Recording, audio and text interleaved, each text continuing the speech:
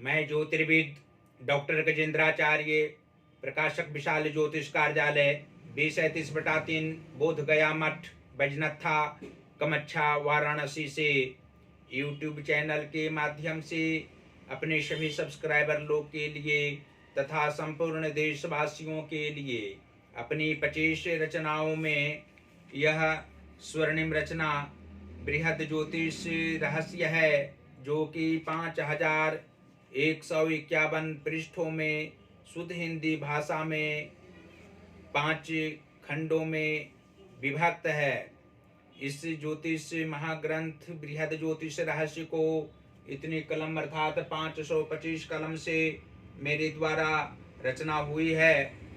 आज आप लोगों को जन्म कुंडली के द्वादश भाव में चंद्र एवं मंगल ग्रह को बैठने का फल स्पष्ट शब्दों में दर्शाने जा रहा हूँ। जन्म कुंडली के द्वादश भाव में चंद्र तथा मंगल के मेल से जातक व्यय अधिक रूप से करने वाले होते हैं। अपनी मान मर्यादाओं में समय ज्यादा व्यतीत करने की आदत होती है।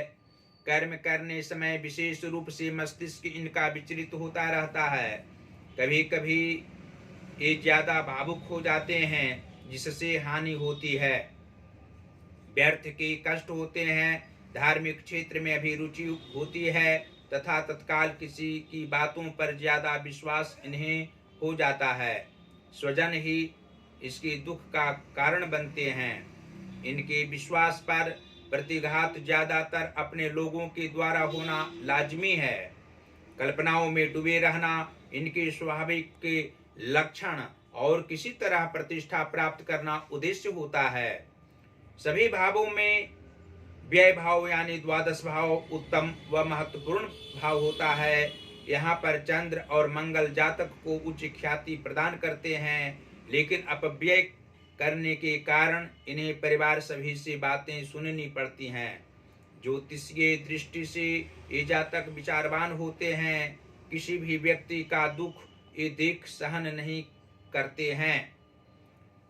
भावुक प्रवृत्ति के होने से कभी कभी अपने धन उसे देकर नए झगड़े मोल ले लेते हैं और वह व्यक्ति बाद में इन्हें परेशान भी करता है, लेकिन अंत में वह इनके चरणों में आकर गिर जाता है। और यह स्पष्ट शब्दों में आप लोग जान सकते हैं कि जन्म कुंडली के भाग्य भाव के स्वामी मंगल ग्रह हों तथा धन भाव के स्वामी भी मंगल ग्रह हों, अर्थात मेष राशि का धन भाव हो और वृश्चिक राशि का नवम भाव भाग्य भाव हो, तो द्वादश भाव स्थित चंद्र एवं मंगल के प्रभाव से जातक का भाग्योदय विलंब से होता है, लेकिन भाग्योदय होने के उपरांत विशेष धनोपार्जन अवश्य ही होना ज्योतिषीय दृष्टिकोण से स्पष्ट है। जीवन के उत्तरार्ध भाग में जातक हर प्रकार से प्रसन्न रहने वाले होते हैं। इन दोनों ग्रहों के कारण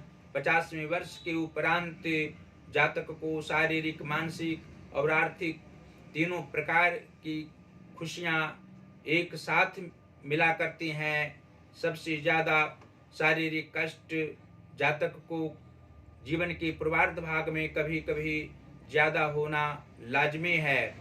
और जन्म कुंडली के एकादश भाव के स्वामी शनि ग्रह हों तथा पंचम भाव के स्वामी चंद्रमा हो, तो द्वादश भाव स्थित चंद्र एवं मंगल के प्रभाव से जातक को अधिक धनोपार्जन कर्म क्षेत्र में अवश्य होते हैं, लेकिन धन का व्यय होना भी लाजमी है। जातक अपनी परेशानियों में रहने पर भी अन्य व्यक्ति को कहने वाले नहीं होते हैं। ये अपने मन की बात मन में ही रखने वाले होते हैं। पुत्र सुख इन्हें अवश्य होता है। पुत्र की कामना करने की आवश्यकता इन्हें नहीं होती है। पुत्र इनके विचारवान होते हैं। अंत अवस्था इनके आने पर सेवा शुश्रूषा करने वाले होना पुत्र निश्चित है। और जन्म कुंडली के कर्म भाव के स्वामी गुरु बृहस्पति हों तथा मातृभाव के स्वामी बुध ग्रह हों, तो द्वादश भाव स्थित चंद्र एवं मंगल के प्रभाव से जातक को कर्म करने में अभिरुचि अंत अवस्था तक रहा करती है। जीवन के पूर्वार्ध भाग में भी जातक संघर्ष करते हुए कर्म करने वाले होते हैं। विद्या अध्ययन करने समय भी धनोपार्जन करने की इच्छा इनमें रहा करती है। जातक हर समय अपने विचारों पर चलने वाले रहने वाले होते हैं और अधिक से अधिक धनोपार्जन करने की क्षमता भी रखने वाले होते हैं। मातृ कष्ट इन्हें होता है। जातक को अन्य प्रकार की परेशानियां पारिवारिक क्षेत्र में उठानी पड़ती है। माता को शारीरिक कष्ट रहने पर इनको मानसिक तनाव किसी भी रूप में कम नहीं होता है। जब तक इनकी माता जीवित रहती हैं तब तक इनको मानसिक कष्ट माता के लिए भी होना स्वाभाविक बात होती है। और जन्म कुंडली के सप्तम भाव के स्वामी बुध ग्रह हों तथा लग्नेश गुरु बृहस्पति हों तो द्वादश भाव स्थित चंद्र एवं मंगल के प्रभाव से जातक का दाम्पत्य जीवन खराब नहीं रहता है। जीवन के 42वें वर्ष के उपरांत भी जातक अधिक सोच विचार करने वाले नहीं होते हैं, भविष्य की चिंता करने वाले नहीं होते हैं। ये वर्तमान में जीने वाले होते हैं। कभी भी धन का अभाव इनको नहीं रहना व्यक्तिगत रूप से निश्चित है। और जातक की आयु कम नहीं होती है। 66वें वर्ष की आयु में जातक को मार्केश के रूप में पापक ग्रहों के कारण शारीरिक कष्ट मानसिक कष्ट अधिक रूप में रहना स्वाभाविक है। लेकिन उसके आगे भी जातक अवश्य ही जीवित रहा करते हैं। और अंत में यह आप लोग जान सकते हैं कि जन्म कुंडली के 6वें भाव के स्वामी सूर्य ग्रह हों तथा अष्टम भाव के स्वामी शुक्र ग्रह हों तो द्वादश भाव स्थित चंद्र एवं मंगल के प्रभाव से जातक को मित्र की अधिकता किसी भी काल में नहीं रहा करती है। इनके मित्र कम होते हैं लेकिन इनको सुख प्रदान करने वाले मित्र होते हैं। मानसिक सुख मित्र के द्वारा अवश्य होता है। शारीरिक रूप से इनके मित्र इनकी सेवा भी करने वाले होते हैं। इन शारीरिक कष्ट पड़ने पर अवश्य ही इनके मित्र इनकी सहायता तन मन और धन से भी किया करते हैं। जब धन व्यय करना होता है जातक को तो विशेष सोच विचार ये नहीं करते हैं और तनावपूर्ण स्थिति में भी प्रसन्न रहा करते हैं। यदि जन्म कुंडली के नीच भावों में उच्च ग्रह मार्गी ग्रह बैठे हों और उच्च भावों में पापक ग्रह बैठे हों तो अवश्य ही चंद्र एवं मंगल द्वादश भाव में स्थित रहने पर अधिक शारीरिक कष्ट किसी भी काल में हो सकता है। मानसिक परेशानी हो सकती है, आर्थिक तंगी रह सकती है। इसके लिए जातक को अवश्य ही शनिवार को पीपल वृक्ष में जलदान करना चाहिए। मिट्टी का दीपक में सफेद तिल से अवश्य ही दीपदान सायंकाल में करने से शारीरिक कष्ट नहीं होगा, मानसिक परेशानी भी नहीं होगी।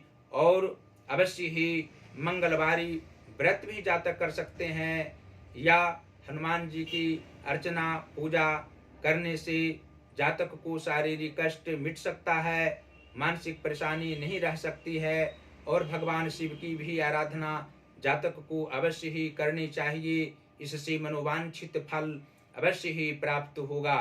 और अंत में फिर इस ज्योतिष महाग्रंथ बृहद ज्योतिष रहस्य को मंगवाने के लिए आप लोगों को अपने अपने घरों में कहेंगे। इसको पुस्तकालय में रख सकते हैं। किसी भी विद्यालय हो, महाविद्यालय हो या विश्वविद्यालय हो, हर जगह इस ज्योतिष महाग्रंथ को रखकर ज्योतिष शास्त्र का ज्ञान में समृद्धि कोई भी ज्योतिषी गण कर सकते हैं। ज्योतिर्विदों की भांति आपको इसको अध्ययन करने से अवश्य ही आत्मज्ञान प्राप्त होगा और अनेकों जन का कल्याण करने में सफल रहा करेंगे। हम प्रकाश की कार्य भी करते हैं। यहाँ प्रकाश की कार्य होता है।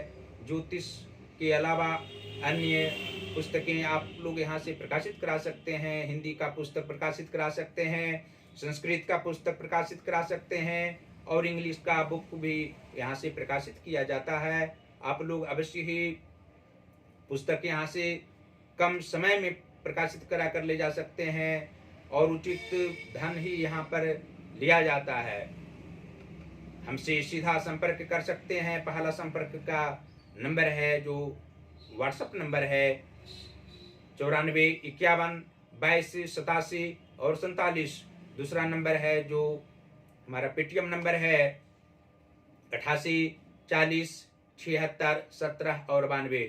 इस समय अपनी 25 रचनाओं में 18वीं रचना वाक्योपदेश है जो 3333 वर्णानुक्रम वाक्यों में उद्धृत है। उसका एक एक वाक्य इंस्टाग्राम पर हम दे रहे हैं। इंस्टाग्राम पर ज्योतिष महाज्ञान हमारा अकाउंट है, उसको अवश्य ही आप लोग फॉलो करें और हमारी वीडियो को, हमारी जो उपदेशात्मक वाक्य है उसको अवश्य ही देखते रहें। फेसबुक पर भी हमारी वीडियो को आप लोग देख सकते हैं। गजेंद्राचार्य ज्योतिर्विद हमारी आईडी है, उसको अवश्य ही आप खोलें और हमारी वीडियो को देखकर उचित ज्ञान, समुचित ज्ञान आप लोग प्राप्त करें। ज्योतिष महाज्ञान जो हमारा चैनल है उसको अवश्य ही सब्सक्राइब करें, घंटे का बटन भी दबाएं और सभी वीडियो को शेयर करते रहें। भगवान शिव, देवादिदेव महादेव, भगवान श्री काशी विश्वनाथ जी की कृपा आप लोगों पर अवश्य ही बरसती रहेगी। माता अन्नपूर्णा की भी कृपा सदैव रहेगी। आप लोग सदैव स्वस्थ रहें, प्रसन्न रहें और परिवारगण के साथ हमारी सभी रचनाओं को अवश्य ही वीडियो के माध्यम देखते रहें, अध्ययन करते रहें और निरंतर प्रसन्न रहें। धन्यवाद।